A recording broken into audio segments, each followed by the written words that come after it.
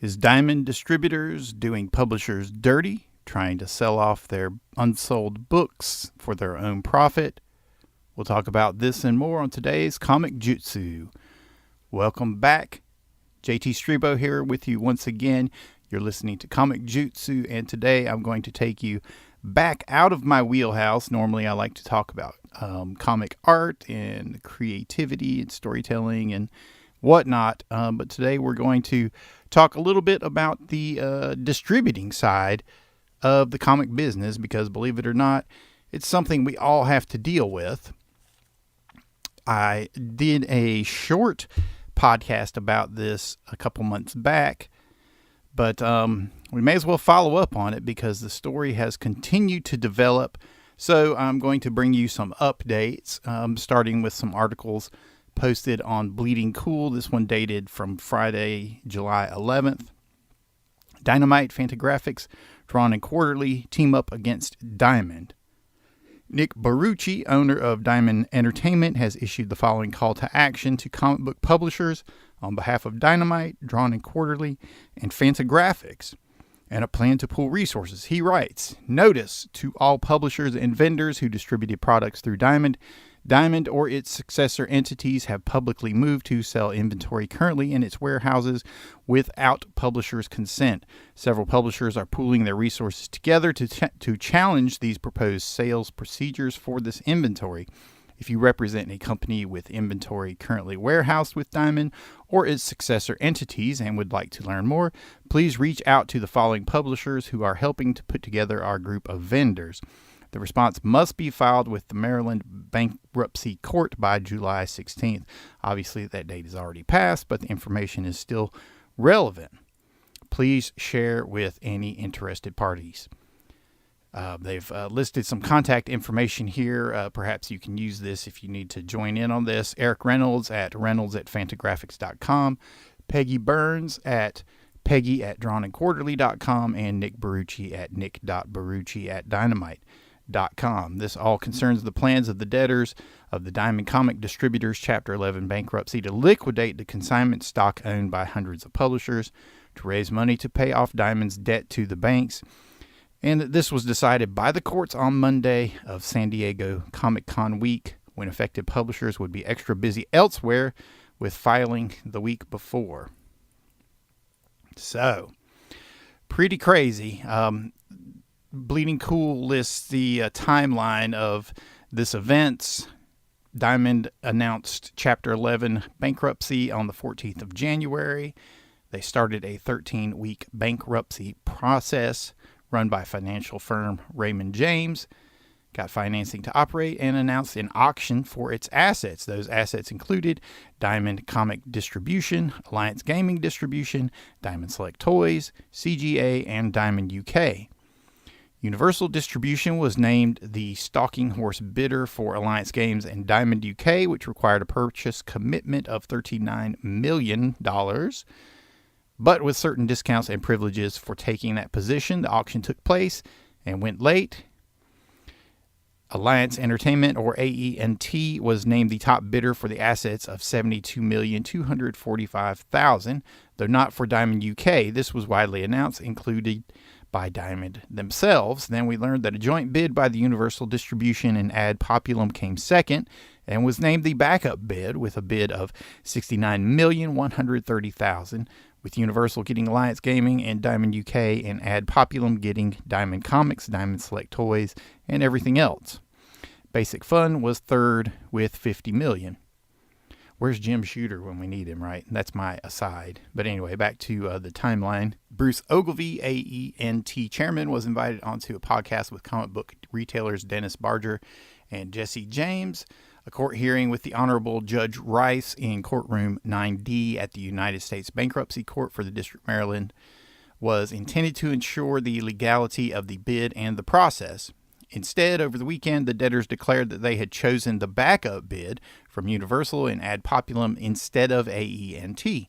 Despite AENT having bid more, no reason was given. AENT filed a lawsuit regarding this decision. It took the bankruptcy court to reverse that decision and state that AENT, with the higher bid, had won. that they would have to withdraw their lawsuit. AENT has terminated their winning bid and purchase. Universal Distribution and Ad Populum were back in the running. Diamond declared business as usual. My aside is, yeah, this is definitely business as usual with Diamond. Back to the timeline. But the courts threatened Chapter 7 over late paperwork. AENT sued Diamond, claiming fraud. Diamond says it's all in hand and went back to court, wanting to be owned by Universal and Ad Populum. Sale of Diamond to Universal and Ad Populum was approved by the courts. Ad Populum paid more than we thought. Diamond tells Skyrush to stop claiming they won CGA. As part of court filings, Diamond released details for every comic store on account. Ad Populum and Universal Distribution officially acquired Diamond and related assets. Layoffs have begun. Diamond Select Toys is closed. Diamond try and reassure retailers over Comic Suite. Courts withdraw Chapter 7 bankruptcy threat. Well, not entirely. Hermes Press says Diamond doesn't want to distribute their comics anymore, or anyone's, but Diamond pushes back as they publish new previews, and they assure comic book stores that everything is going to be fine. Then they send a letter to publishers, which looks like it isn't, and now they are looking for more money and longer to pay it back. Dynamite would like $500,000 now. Udon and Manga Classic have now canceled all Diamond orders, as did Dream Productions, and PRH starts to close their special retailer joining offer. Diamond gets a fourth wave of funding and deadlines. Alliance Entertainment hires 7 senior Diamond staffers. Universal Distribution rumored to be hiring Diamond staffers to enter the U.S. market. Massive Distribution expands with Lunar. Diamond has canceled all their PRH orders. There are problems with Ad Populum's first payments to comics publishers. Ad Populum sues AENT for alleged breaches of confidentiality and staff poaching. Ad Populum is ghosting publishers. Bankruptcy timeline revealed. It began in July of 2024. Diamond ends cash on delivery sales. Hermes Press hires Steve Leaf. Diamond responds to Dynamite. Diamond closes no-cost orders. Sends out reminder emails to comic book stores. Boom Studios makes layoffs. Xenoscopes pulls out of Diamond. AENT says Diamond claimed they poached staff fails as a matter of law. It's claimed new Diamond owner said he's playing chicken with idiots, in quotes. Mike Schimmel talks under oath about the Diamond Comics firings. Dynamite jumps to Lunar Distribution. Diamond takes previews digital only. Universal Distribution to distribute in the USA as well as Canada, starting with DC Comics. Conflicting statements over Diamond, AENT, and Ad Populum lawsuits. There are only 5 comics on Diamond's FOC. Robert Gorin, Chief Restructuring Officer of Diamond Comics and Geek. Titan has not received payments from Diamond Comics and stopped supplying. Fantagraphics says that Diamond is holding their comics hostage. Kathy Govier, Chief Marketing and Communications Officer, out at Diamond. AENT tried to buy Diamond in October to avoid bankruptcy. Dynamite pulls their comics out from Diamond Comic Distributors. Diamond moves to liquidate all consigned comics held hostage. That's the big one right there. Another aside from me. Back to the timeline. Fair Square Graphics calls Diamond thieves and bandits. Brings receipts. Ultimate Comics chain refuses to buy Diamond liquidation stock. Dream Productions wants to know if Diamond shipped their recent comics. Publishers have 3 weeks to object to Diamond Comics liquidation plans. This is like something out of a sci-fi movie. You couldn't even write this stuff. Anyway, back to the timeline. There's a little bit more here. Emily Botica, Vice President at Diamond Comics, is leaving. SDCC Gossip says, what's happening with Diamond at San Diego Comic-Con? Universal to offer DC Comics to U.S. retailers at the same lunar discount. Comic publishers to file paperwork against Diamond Comics this week. Diamond pulls its pull box and cancels its comic suite for comic shops. The exit interviews of Diamond Comics Distributors staff is available. Andrew Aiello, Tom Derby, and Ben Davis buy CGA after Diamond bankruptcy. Dynamite owed $1 million by Diamond, but can't make payroll. Ad Populum can't yet deal directly with Diamond consignment vendors. as court denies dynamite over Diamond. Comic creators rally round. Paizo speaks out about their Diamond troubles, Paizo being one of the larger, smaller RPG publishers.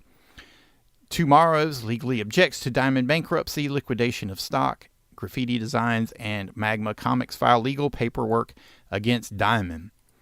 Okay, that's the end of the timeline. I mean, this is, it's like, it looks like they're legally, stealing people's books and trying to sell them for money. But, this is not my wheelhouse, as I said. So for the moment, I am sharing this information with you for people out there that may have missed it, or if you just want it kind of consolidated and whatnot. But I do want to let you know that since this was announced, every time I go into a comic shop, I ask the actual store owners about this.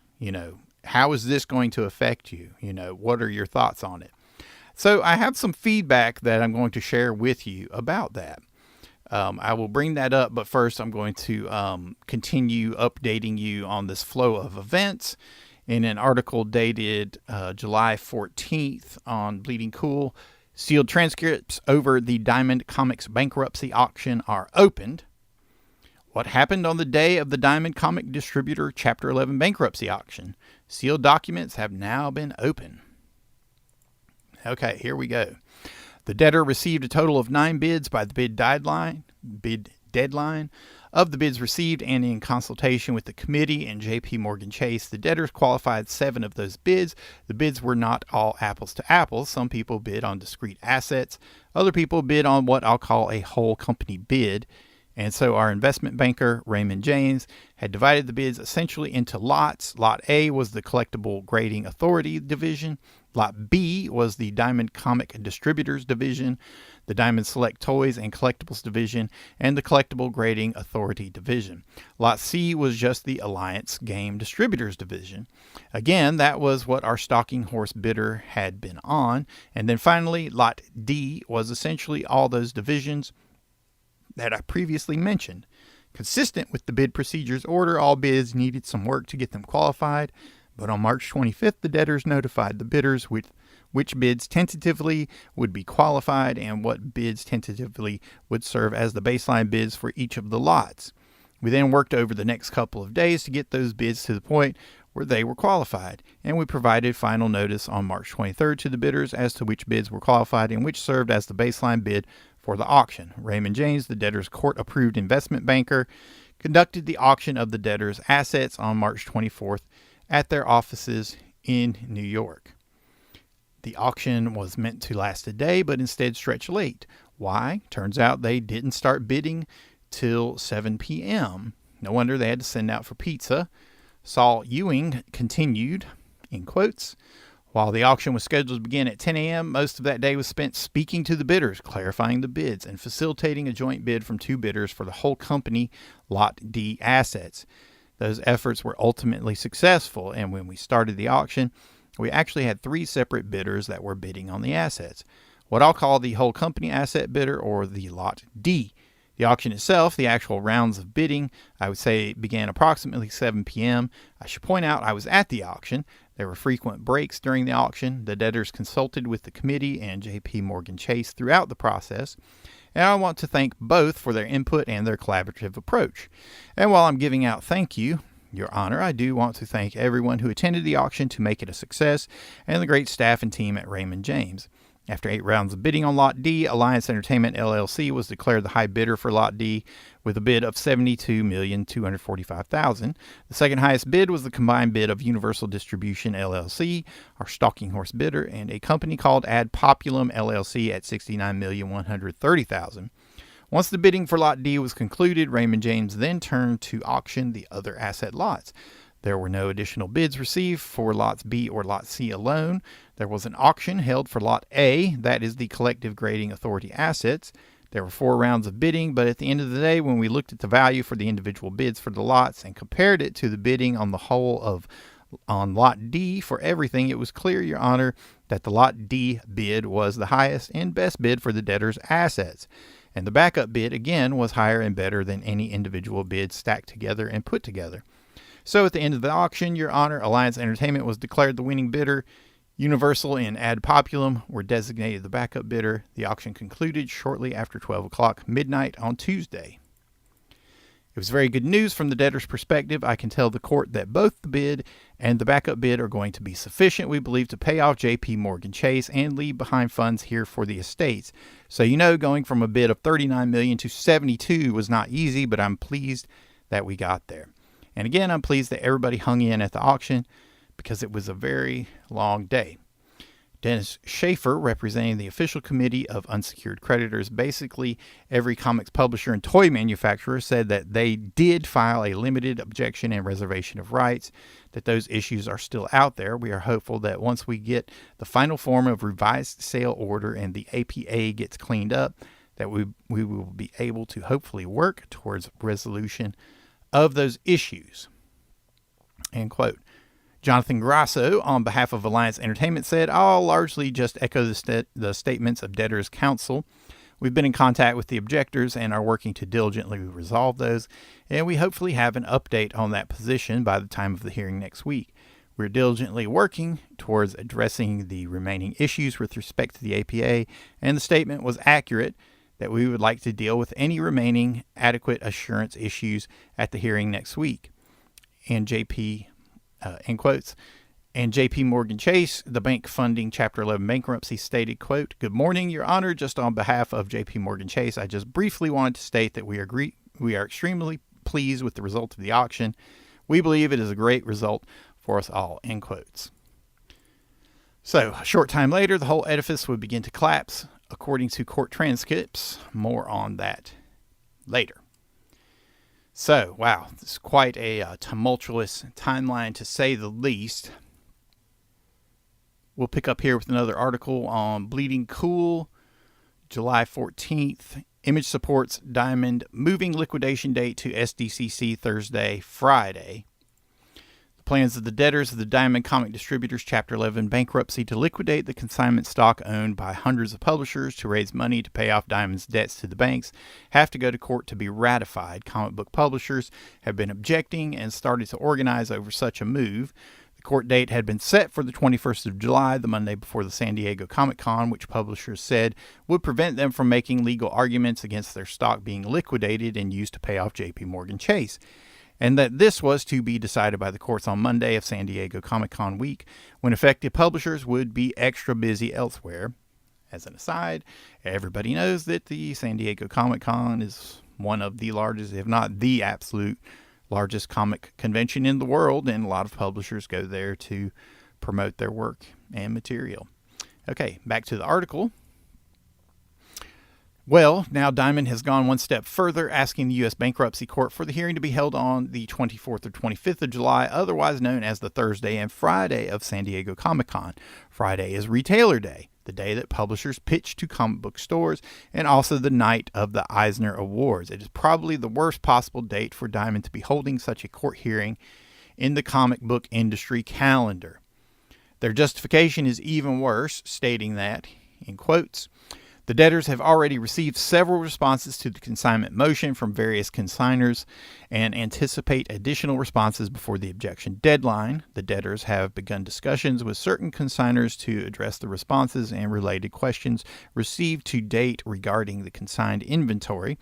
Adjourning the hearing on the consignment motion will permit the debtors to further engage with consigners to narrow or otherwise streamline the potential issues to be presented to the court and the hearing on the consignment motion. The debtors thus believe that the additional time will allow the hearing to proceed more efficiently. So it's because they want to, end quotes. So it's because they want to hear more from the publishers whose stock they are about to liquidate, in question mark, the article states. All of whom will be saying not on San Diego week. They go on, quote, the debtors received a request from one of the debtors' more significant consigners to continue the hearing on the consignment motion to accommodate a scheduling issue for counsel.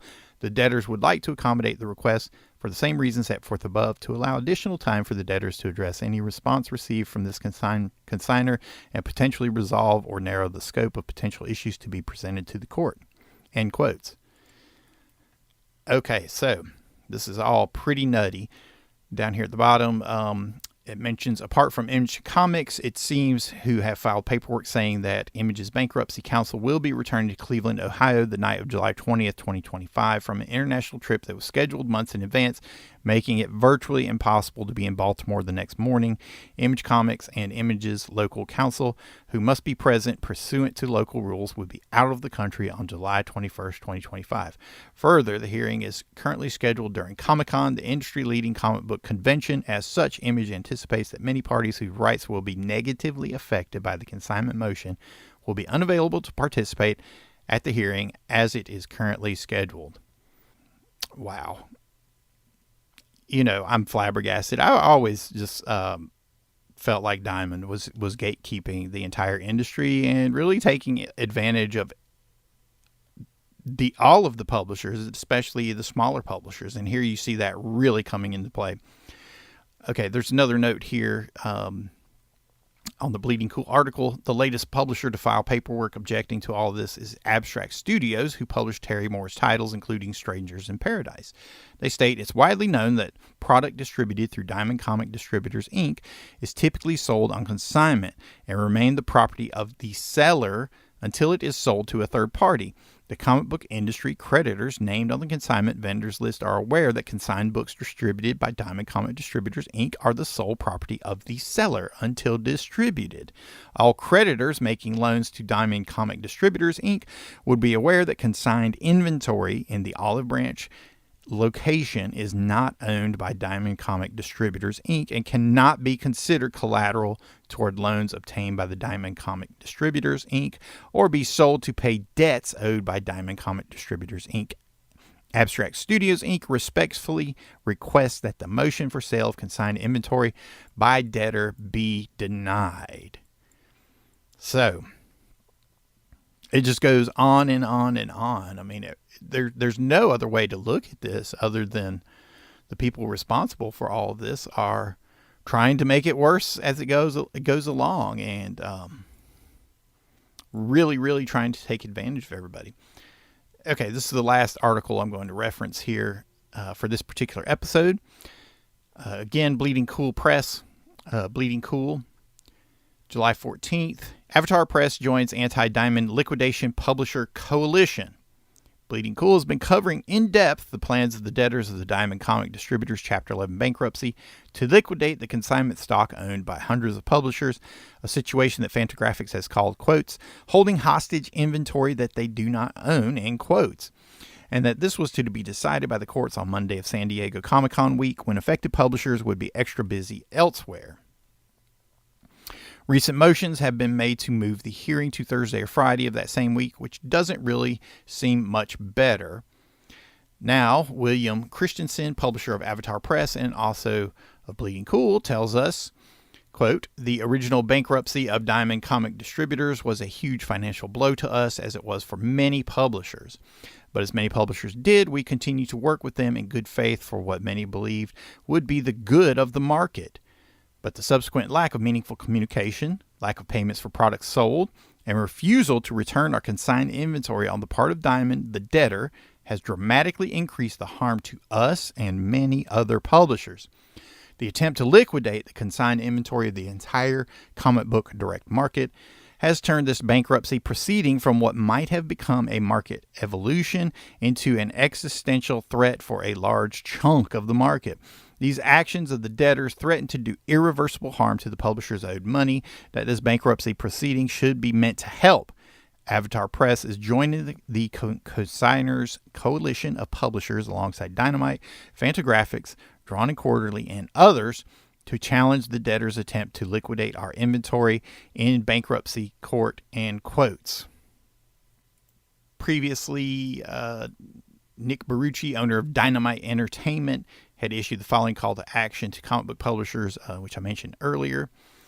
So anyway, so July 16th, this article is going up on July 14th. I mean, it really looks like Diamond is trying to take advantage of everyone that it can.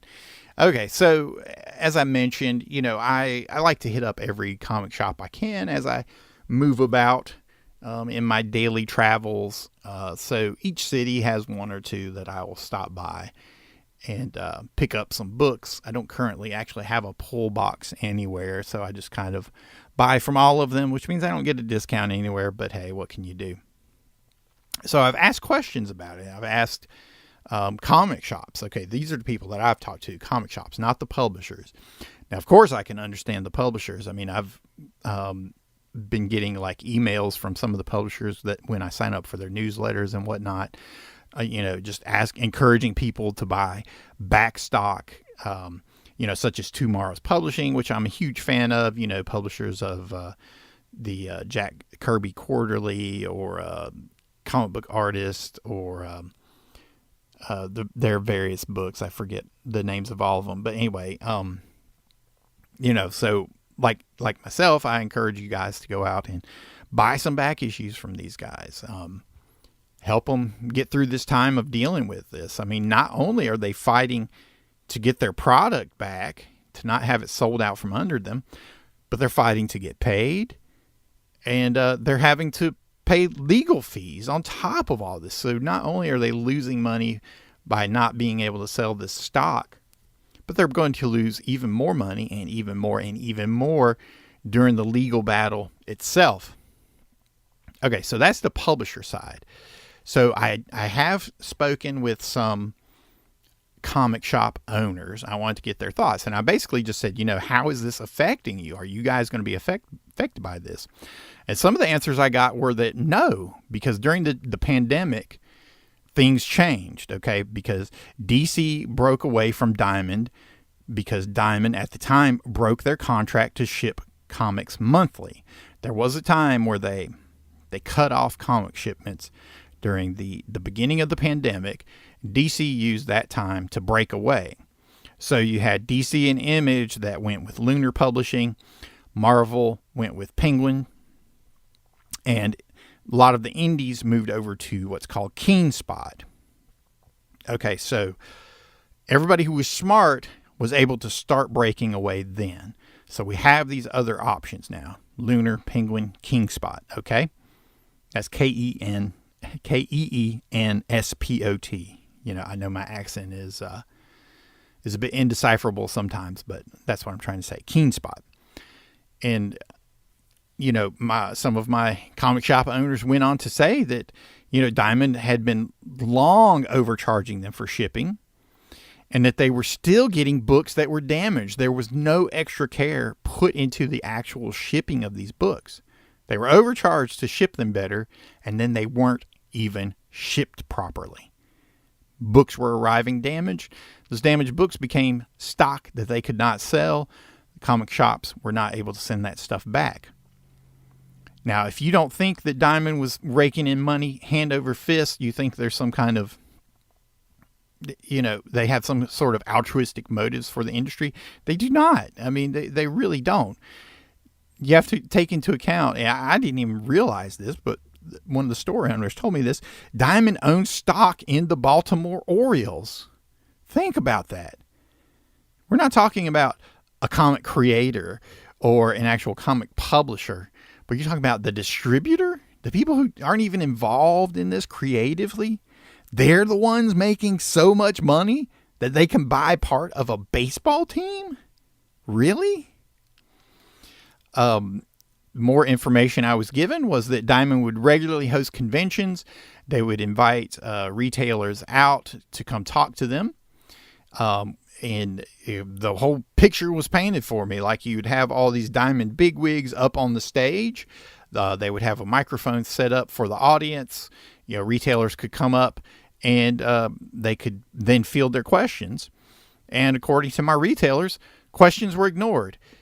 They ignored the questions about the overcharging for all the shipping, and they ignored the questions about the constant arrival of damaged books that they then couldn't move. Not only did they ignore them, but they laughed on the stage. They laughed to each other. Okay? Now, I'm sorry I'm having to leave my source anonymous for now. Okay?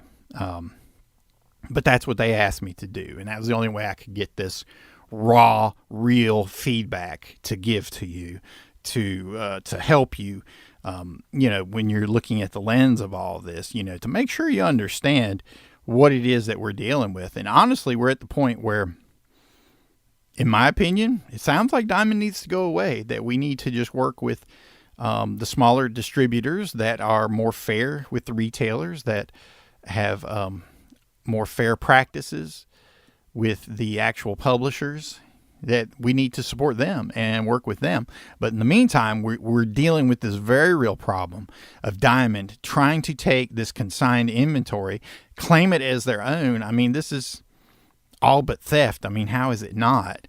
And then sell off all this inventory to keep their money, to keep that money from the inventory that they've never paid for, and then to just keep that money to do as they will. How is this legal?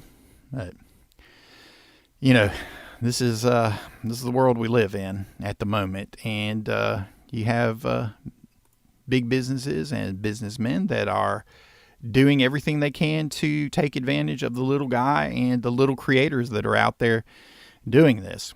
So I don't know. I mean, my advice to you as a creator is to try to have someone in your circle that can help you with the business side, so that when things like this happen and all of a sudden you have, you know, all these books of yours that you can't get a hold of and you can't sell, that you were counting on selling to help pay your bills, to help, you know, help survive, help yourself survive.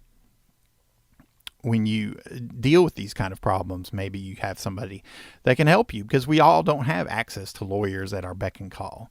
You know, some of these, you know, I mean, especially with small comic publishers, I mean, these things are mom and pop operations, you know, like somebody like Steve Rude, who literally works with him and his wife and his children. You know, they all do different things. Like the kids help run the social media. His wife helps crunch the numbers. He does all the creative aspects. I mean, it's literally a mom and pop's operation. So anyway, so there you go. So is Diamond doing publishers dirty? You decide. I think I've all but said my thoughts about it. And maybe it is time for Diamond to go the way of the dodo. Give people their stock back, give people their money back. The comic book industry will be better off without you. So you have been listening to Comic-Jutsu. This is the Art of Comics. I'm JT Strebo. Make sure you check out some of my other podcasts, and of course, subscribe where you prefer your podcast entertainment, and check out the YouTube channel where you can get videos breaking down classic comics, sharing looks at rare books, and of course I get to share my various art and storytelling theories if you are a person that enjoys that sort of thing. But I'll be back soon with some more content. I'm putting together some tribute shows to both Jim Shooter and the late Jackson Butch Geis, so look for those to hit the streams in the near future. Thank you for listening. I'm JT, and you've been listening to The Art of Comics.